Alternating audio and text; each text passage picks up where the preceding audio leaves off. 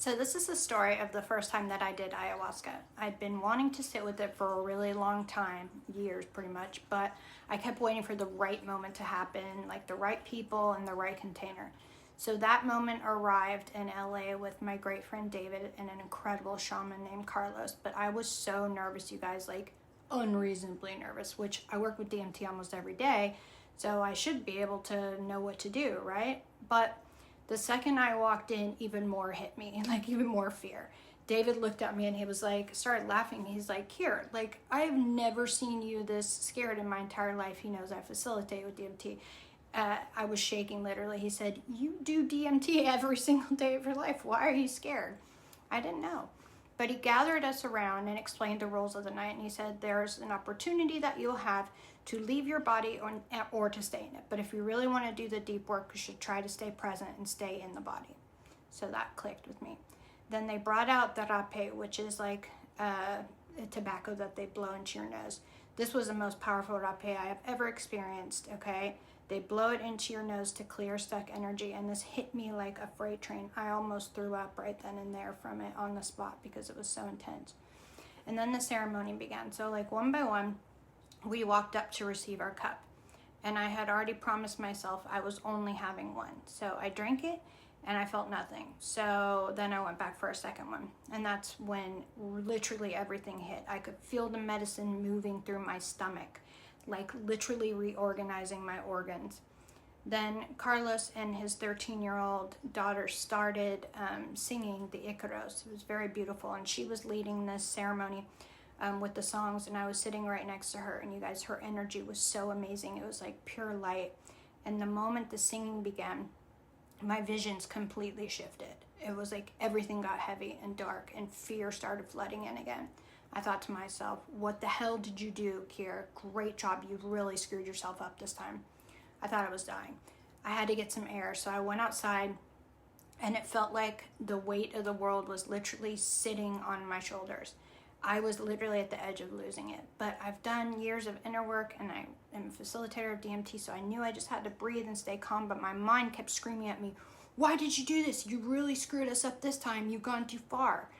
And so I forced myself back inside, and I laid down on my mat, and right then I saw this beautiful vision open up. I saw a circle of people that were holding hands, that were coming together, singing and releasing their fears. And then I heard a very clear voice say, this is why we do this.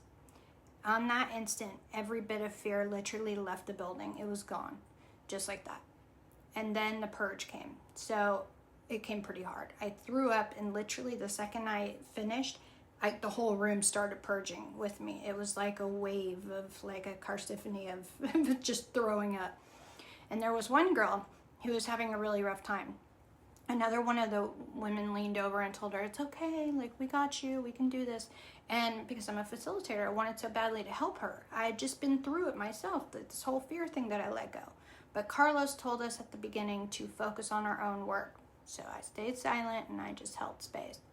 And right after that, one particular Icaro started, and somehow I knew all of the words. It was in Quechua, which I don't speak a word of, okay? But somehow I was singing along like I'd known it my entire life, which I didn't. But after the ceremony, I asked Carlos, how is this possible? And he just like smiled the way he smiled. He said, remembrance. And I was like, okay. So I looked over at David next, and he transformed into this marble-looking black radiant dragon. And then I looked around to another woman, and the room, she had become like a bird-like being. And then my eyes went to the center of the room, and there was a massive ant-like being standing above me. It was like an ant humanoid being. And it looked right at me, and he said, follow me. And then the vision shifted, and I was like in a previous incarnation during a cataclysm. Like everything outside was frozen. And this ant-like being led my family underground, and he showed us exactly how to survive. And it was so vivid that later on I looked it up, and I was like, who are these ant beings? And I found out the Hopi have ant stories about people who did exactly that, guided them through a cataclysm-ending event and protected them underground. So this ant-like being taught me something that I'll never forget, and it was so strange because he said, don't judge insects. They are like the managerial arm of your reality. And then it hugged me and said, I will see you again. To which I thought, wait a minute, is there another cataclysm coming? Like, why would I see you again? And he replied, no, but you can see me every single day, and all of the insects and all the ants. I'll get the message. I thought, okay, that's weird. Do you guys speak to each other? But I had 1,000 other questions, but then it disappeared. And then a huge, majestic bird-like being filled the room. And if you guys know anything about Seven, I had the strongest feeling it was her. And right after that, all of the fear was completely gone. And I just felt like that was her. Then a snake-like being who was dancing and so beautiful, and I instantly knew it was the spirit of Ayahuasca herself. She was so incredibly loving and kind and so majestic and beautiful. And this kind of love that like wraps around your whole body and your soul. Like, she delivered so many messages that were very poignant and for me about how to navigate this incarnation. And it felt like I had known her for many, many lifetimes. She told me she would always be with me, and that the spirit of the medicine would continue to work and would always be available to me, and that I could call on her anytime that I needed her.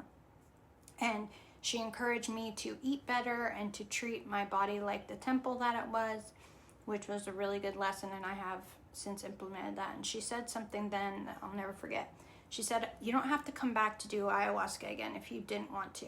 That I could continue this work with her through my DMT.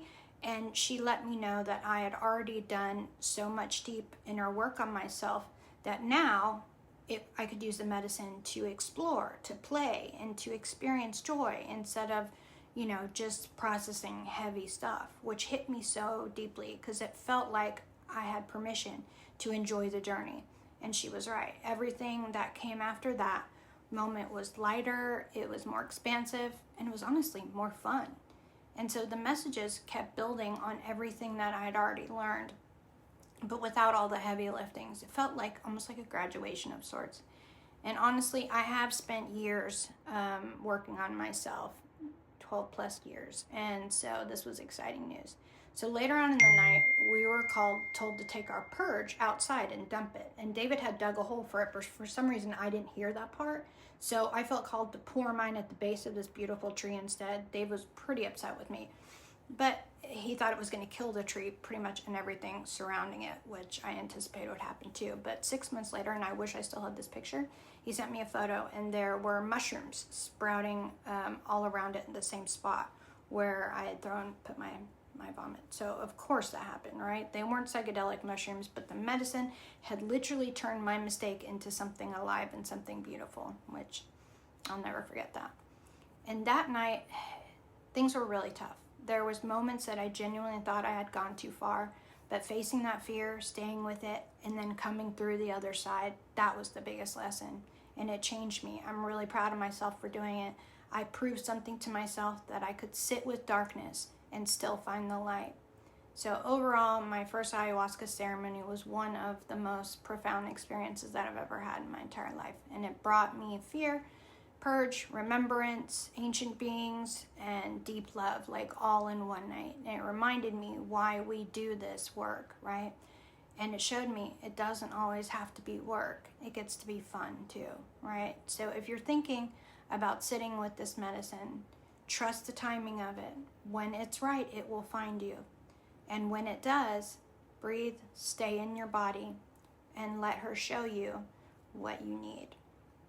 Thank you guys for watching. And if you have had an ayahuasca experience or any other plant medicine story, I'd love to hear about it in the comments below. I read every single one of them. So